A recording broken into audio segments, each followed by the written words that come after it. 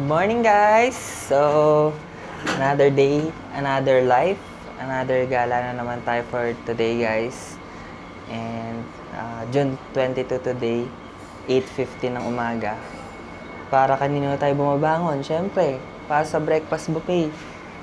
So, ito ang itsura ng Henan Lagoon Resort kapag umaga, guys. Ayan. Doon tayo mag-breakfast buffet mamaya. Check natin kung ano yung mga food, kung goods ba. Tara, baba na tayo.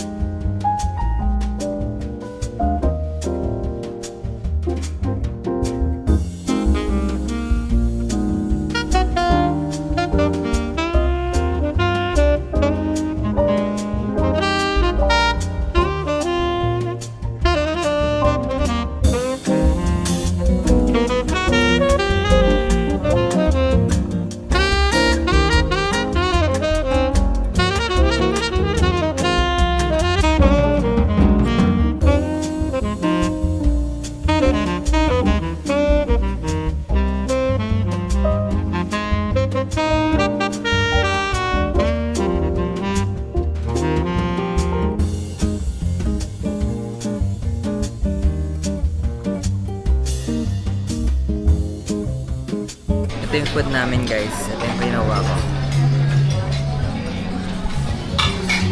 Fried rice, longganisa, bangus and scrambled egg, saka champurado and apple juice. Halos same lang sa kanila. Pupunta tayo ngayon sa Bulabog Beach para sa parasailing. Magkano po sa yung sa yung sa Moksha Cafe? Amot sa 150 po, dalawa na kayo. Wala po discount? 100. Oh, sige.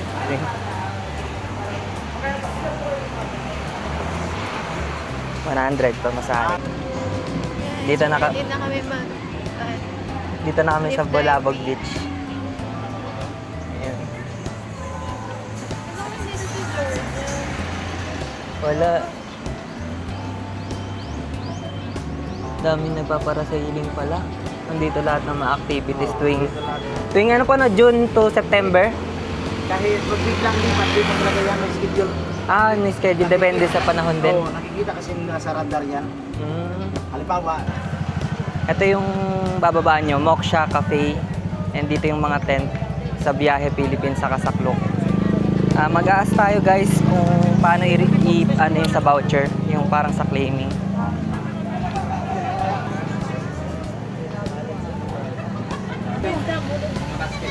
Bali, hindi pala siya sa tent. Doon siya sa talagang Moksha Cafe. Ayan na, guys. Susunod lang tayo kay ate. Bali, doon talaga yung pick up point sa Moksha Cafe. Sa tapat nun. Yes po. Tuloy-tuloy na po. Bali, dalawang activities tayo, guys. Para sailing saka jet ski experience.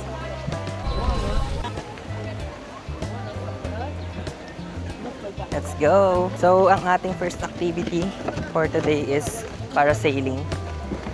Tapos, ita-drop na lang daw sa ibang platform for jet ski. Ito, guys, ang itsura niya. Bulabog Beach.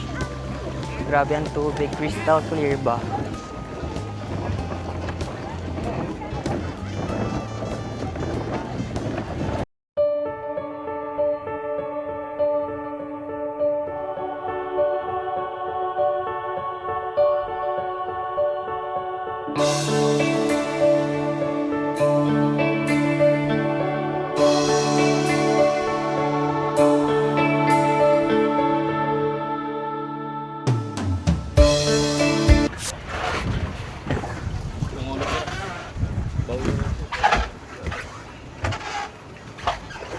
It's more fun in Boracay.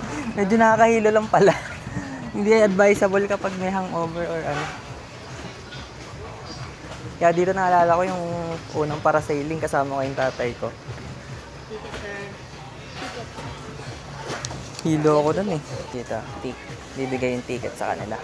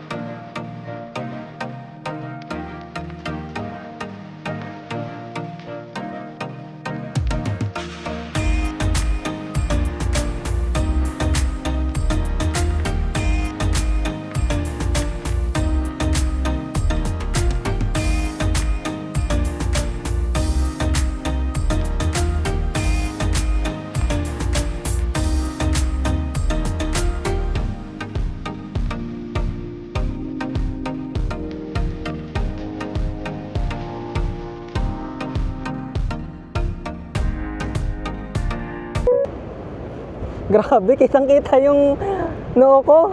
Kuya, just give Baka lapagan ng eroplano. Woo! Thank you, Lord! Oh my God! It's getting higher! Woo! Thank you, Lord! Oh. Ang sarap ng hangin. I don't think I will do this again. Thank you, Lord! Nagpapasalamat yung katabi mo, tapos yung katabi mo humingi ng tawad. Woo!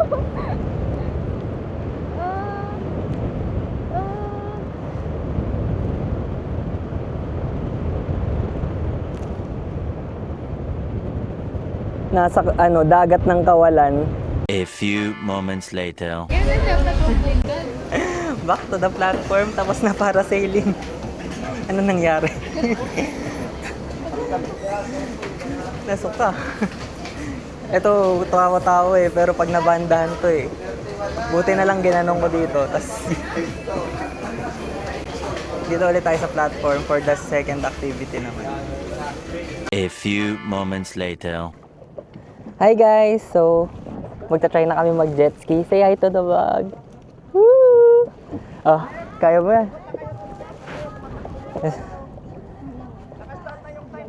my God.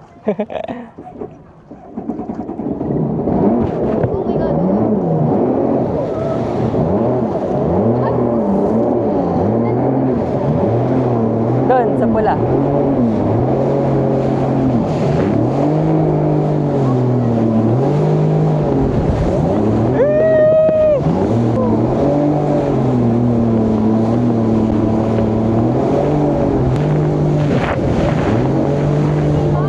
Hey, Ham!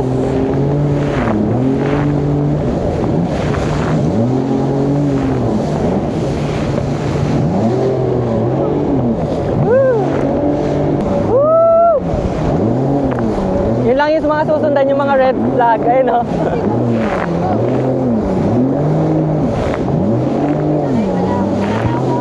Sige, sige. Woo! Saan na yung susunod na flag? Ayun. Hindi, hindi.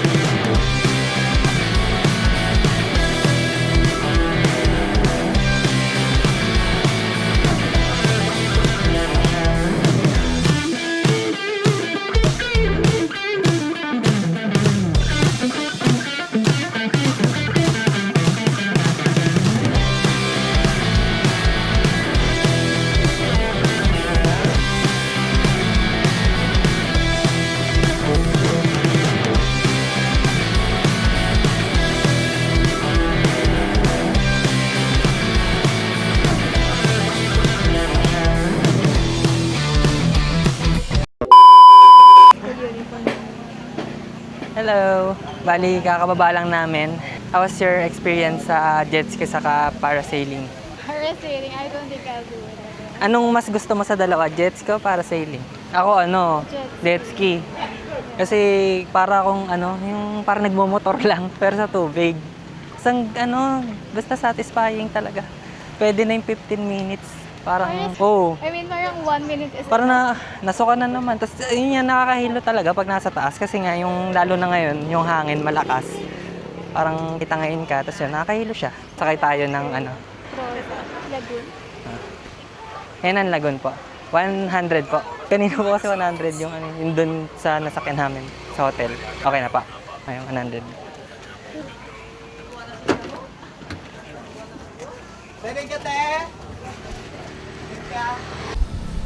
Bumalik kami sa hotel guys kasi may binombahan kami na binili sa TikTok shop. So guys, Try natin.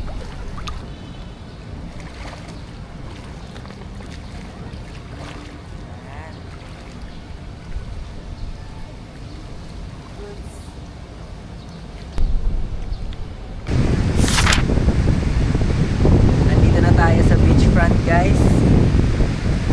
Ang bandang station 3 na to.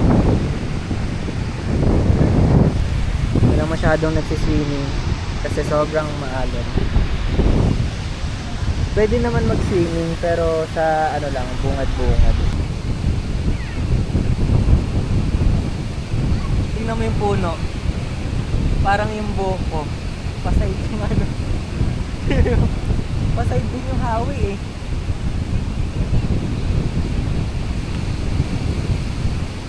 Pero goods yung weather kasi hindi siya yung nakakapaso. Saka hindi siya nakakapaso. Saka Ang dami mainit ko sobra sa balat. nakalimutan ko din yung glasses. Ha? Nakalimutan ko din eyeglasses. Oo, nakalimutan mo nandun. Balik kaya ako. Wait mo na lang ako here. Sige. Wait car. Ha?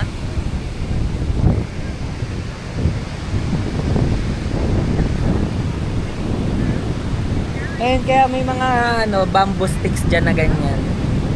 Para kapag yung ganyang sobrang lakas na hangin, hindi mapunta yung buhangin sa yung mga kakain, yung mga naka-alfresco dining. Tapos naalala ko lang guys, di ba nandito kami sa tapat ng Henan Regency Resort and Spa.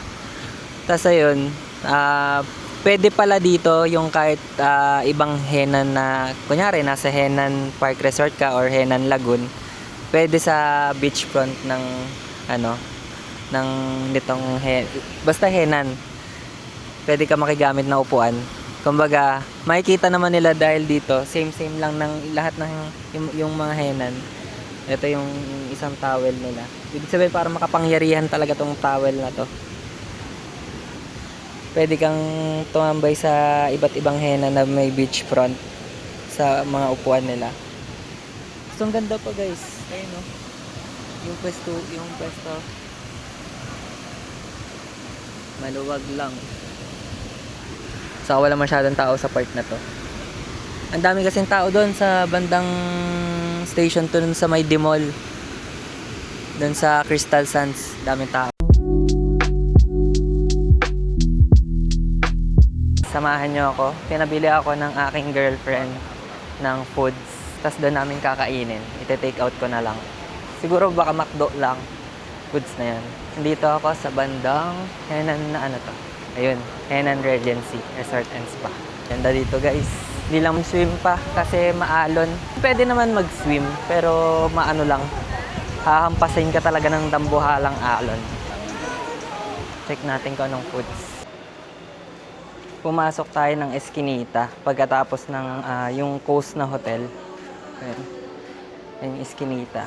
Check natin yung yung bago ng anong tawag dito. Yung bagong bukas na Dita Lipapa. Tapos ito pala, meron dito guys. Ayan, laundry shop. Life hacks para hindi mag-over baggage kasi kadalasan pag papunta ka dito, sakto ay hindi ka over baggage pero pag pauwi na over baggage kasi dahil yung mga damit mo basa, yun bumibigat. Check natin yung Dita Lipapa guys. Welcome to Dita Lipapa guys. Ito yung mga store.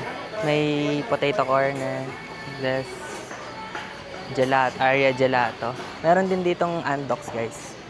Bali goods kasi malapit siya sa hotel sa Henan Lagoon. Ay meron din dito pala Mango Mama sa Banana Mama. Kumbaga nag-collab sila. Check pa natin guys yung ibang store sa loob. Tapos bilhin na din tayo ng ng foods. Ayan, may mga paluto. Seafood restaurant. Ayan, thank you po. Ito pong Dita Lipapa, kailan po siya nag-open? May 1 po. Ngayong May 1 lang po.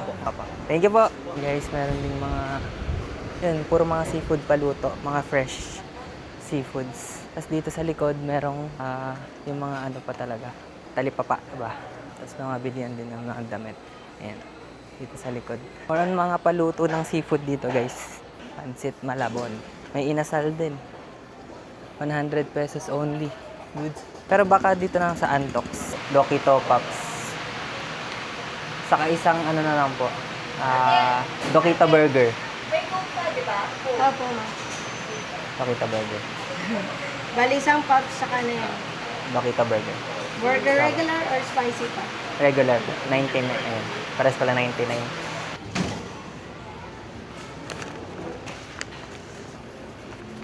Eto guys. Order naman tayo sa Mango Mama saka Banana Mama. Pero na-try ko na yung Mango Mama kaya Banana Mama naman.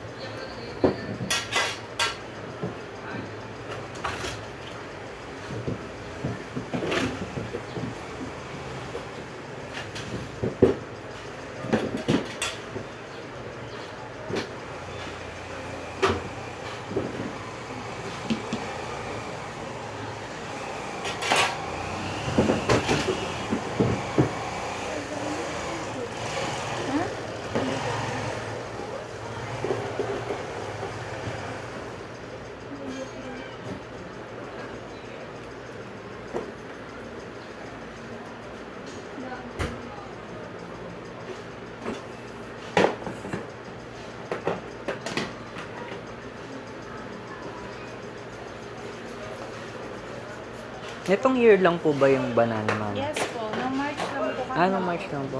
Saan po yung pinakaunang branch po nitong Banana Mama? Ito pa yan. Ito pa lang po.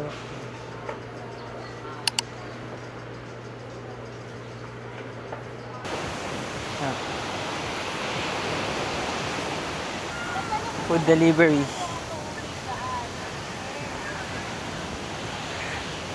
Madam? Ha? Bawal po mag Bawal ba?